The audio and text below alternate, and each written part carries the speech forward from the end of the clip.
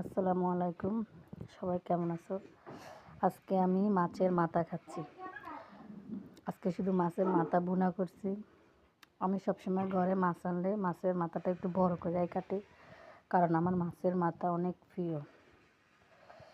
আমি রান্না করার পর খাই, অনেক মজা লাগে।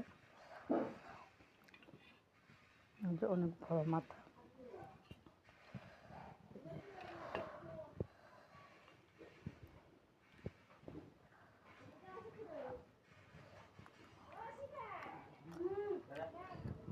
আসসালামু আলাইকুম। সবাই কেমন আছো? আজকে আমি মাছের মাথা খাচ্ছি। আজকে শুধু মাছের মাথা ভুনা করছি।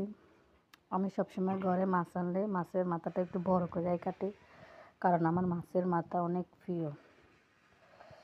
আমি রান্না করার পর খাই, অনেক মজা লাগে। অনেক বড় মাথা।